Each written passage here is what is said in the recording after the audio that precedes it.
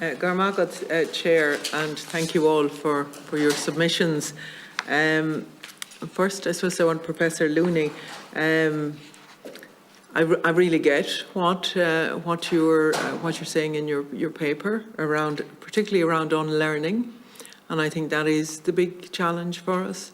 And you describe yourself as a veteran, and I suppose the challenge for this committee is how do we make this work? How do we make sure that we haven't even in our own time spent weeks here scrutinising all this information, and just we need it to be more than just adding to the information, adding to the conversation. We need to make something happen, and we have a responsibility and fluidity in terms of where we are now and what has been presented to us in terms of COVID and how quickly we could make the changes when we really had to make them.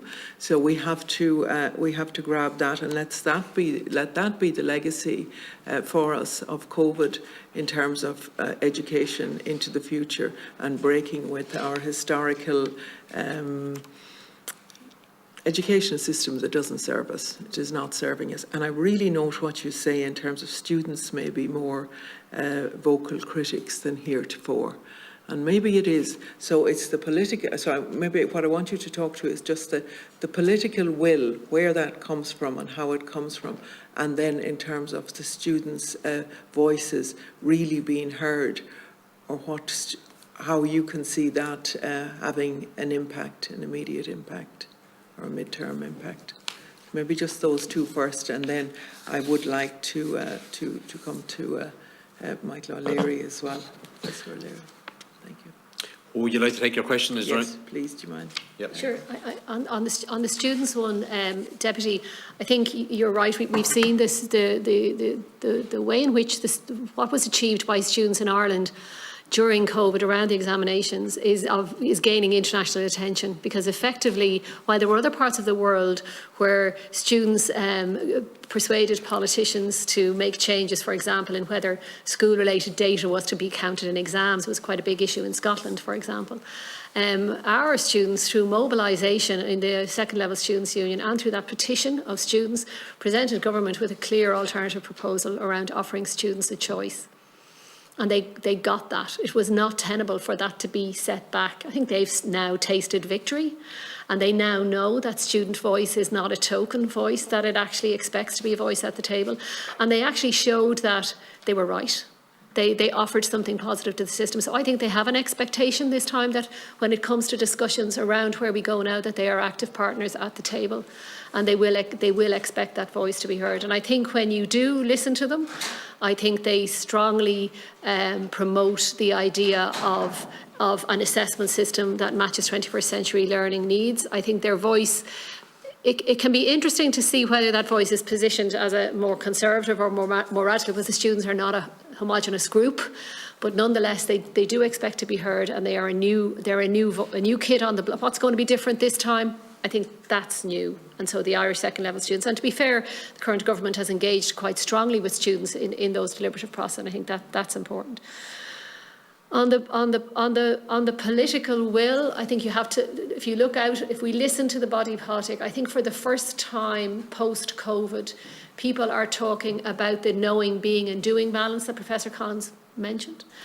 They're talking more about doing and being as well about knowing.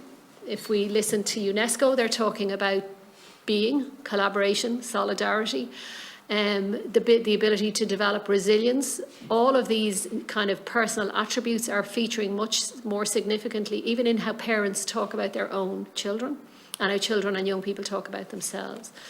So I think those two are very significant, and I think most of you who are in the leadership roles that you are at and close to your own communities are picking that up as well. So how do you build on that to bring that to the debate? I think that would be significant, but I do think it is the time is now. Yeah. So do I. I share that, and thank you for that. Professor O'Leary, I really note with interest what you would say as well, but I do think it's important for the completeness of the committee that you're the pro-metric, as you said, UCD professor, that sells the computer-based test development and delivery services to governments and to government bodies. And it's your company, or the company that's funding you, that's involved in delivering the driver theory tests. You might go back and have a word with them around that. I just think I think it's important to note that. But I really want to ask you around what you say. You propose that students should self-assess their own progress as part of it.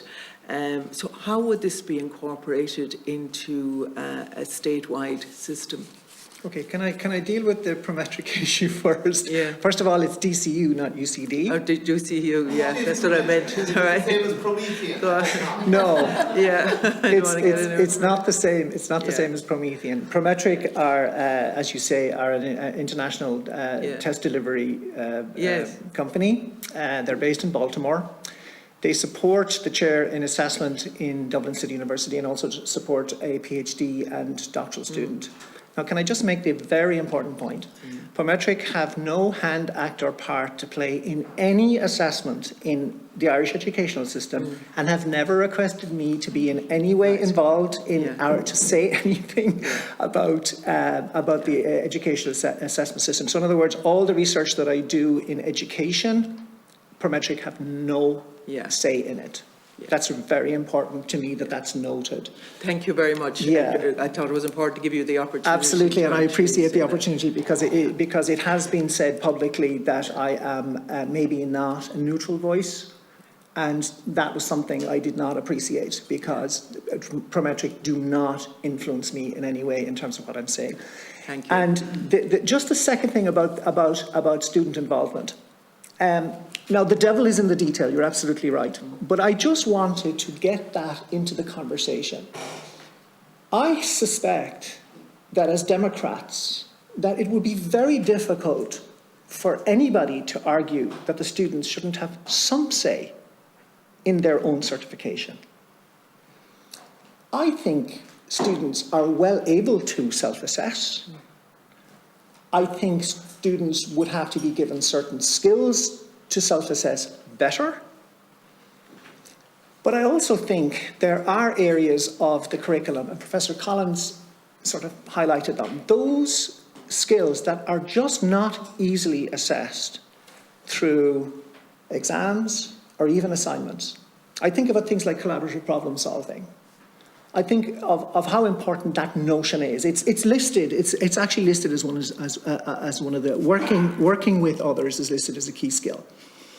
So the point I was trying to make in my submission is that I think teachers and students have a role to play here. That students should have some say. I'm not saying that the students should give themselves a grade for working with others, but they certainly could be involved in determining what the grade will be, in providing the evidence, having a debate with their teachers. And the second point is that I think groups of teachers should be making those decisions, not single teachers. I think that would get away from the idea that a single teacher is responsible for the grade.